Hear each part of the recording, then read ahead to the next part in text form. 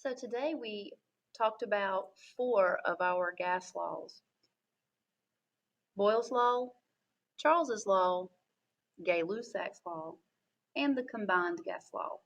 Remember, the combined gas law is really the only formula you need to commit to memory because if you know this gas law, it also will enable you to get Boyle's, Charles's, and Gay-Lussac's.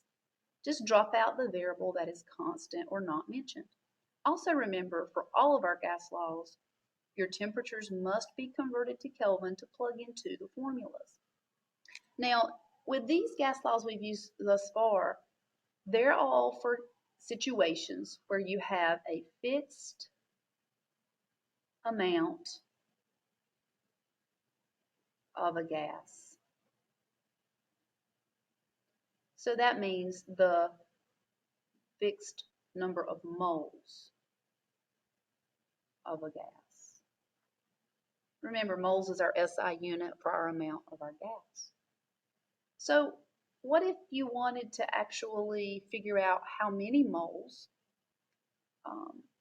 were in a sample of gas? Well, that's what the next gas law is for. It's called the ideal gas law.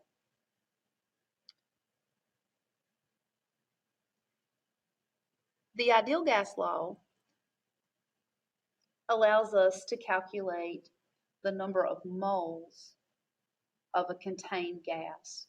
Now, in our formulas that we use, and in any formula where you're representing moles, the universal symbol that we use for moles in our formulas is the variable N. It stands for number of moles.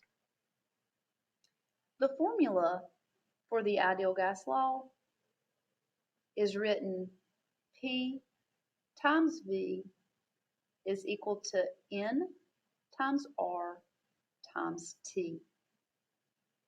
I usually refer to this as Pivnert because that's what it looks like it would spell if you tried to say it as a word. Just a way to help you remember the formula. Notice this formula does not have ones and twos in it like the previous formulas we looked at today in class. So this is keeping the variables constant. Now, one thing about the ideal gas law that is very important to remember, it is specific to all of its units. For the ideal gas law, your pressure has to be in atmospheres. It cannot be in torr or millimeters of mercury or kilopascals. It must be in atmospheres. The volume must be in liters. I've already mentioned N stands for the moles. The temperature, which is true for every gas law, has to be in Kelvin. The reason for these specific units is because of what R stands for. R is the ideal gas constant, and that means it's the same in every formula. It's a number you want to memorize, 0.08206. Now the unit on R is liter atmospheres per Kelvin mole. Also written liter times atmosphere over Kelvin times mole. Now notice, this unit has liters in it. That's why your volume has to be in liters. Atmospheres, so pressure has to be in atmospheres to cancel. Kelvin, Kelvin, moles, and moles.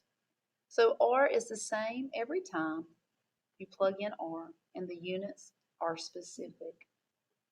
So let's talk a little bit about why this gas law is so useful. This is one of the most widely used gas laws. This law can be used not only to calculate pressure, volume, temperature, or moles, but it can also be used to calculate the molecular weight of a gas. If you were asked to find the molecular weight of the gas, you would first solve for N in the formula, moles, and then you would divide a given mass that would be told to you in the problem by the N. And that would give you the grams unit on top and the mole unit on bottom, which is the unit of molar mass. You could also solve for mass of the gas, just how many grams of the gas you have. How you would do that is you would solve for N using the ideal gas law formula, and then you would do a one-step conversion using dimensional analysis to multiply N by the molar mass of the gas. And we will see this in some of our examples in class tomorrow. Finally, you could ask or be asked to calculate the molecules of a gas. Remember, anytime we want to figure out the molecules of a substance, we need Avogadro's number. So you would solve for moles again, and then use Avogadro's number and dimensional analysis to convert. And we will be looking at this in class tomorrow as well. I do want to go ahead and go through one example with you, and that'll conclude this lesson. So let's look at example 1 in your notes. It says you have a sample of hydrogen gas, that's important, and it has a volume of 8.56 liters, a temperature of 0 degrees Celsius, and a pressure of 1.5 atmospheres. Then it says calculate the moles of hydrogen present in this sample. So when you see moles, that's one very important thing that lets you know we're using PIVNERT. So write down your givens like we usually do, PV, N, R, T. We're going to write down and list our givens the same as we did in class today. Find your pressure, 1.5 atmospheres. Now remember, you have to always ask yourself, is this the right unit for pressure for the ideal gas law? And yes, atmospheres is the correct unit for ideal gas law. Find your volume, 8.56 liters, so label that, 8.56 liters. And this is the right unit of volume for the ideal gas law. N, it says calculate the moles. So this is my question mark. So I'm going to label this as question mark, moles of hydrogen. That's the gas that they're asking us about. They're not going to give you R, class. You're going to have to remember that. That's your constant. So the value for R is always 0.08206. And that's liter atmospheres per Kelvin mole. Temperature, 0 degrees Celsius, so pull that in, 0 degrees Celsius. And remember, you cannot leave it in Celsius ever for any gas law, so go ahead and add your 273, and that's going to give you 273 Kelvin, your temperature's in Kelvin. So you're ready to go now. We're going to plug it into PIVNERT. The formula for PIVNERT, PV equals nRT. This is the formula. Always write your formula down that you're using. Now I'm going to go ahead and rearrange this formula, but you don't have to. You can plug it in directly like it is. I'm going to go ahead and rearrange it though and solve for N. So if I take this formula and isolate this variable here, N, I need to divide both sides by RT. This is a good skill to develop class for college. That gets rid of the RT on this side. And if you notice what happens to my formula, it leaves N is equal to PV divided by RT. Now, if that confuses you, you do not have to do that. But if you do get good at doing this, it will already have your numbers correctly plugged in. So you just plug it into your calculator once you get them into the formula. So now pull the numbers in. The pressure, 1.5 atmospheres.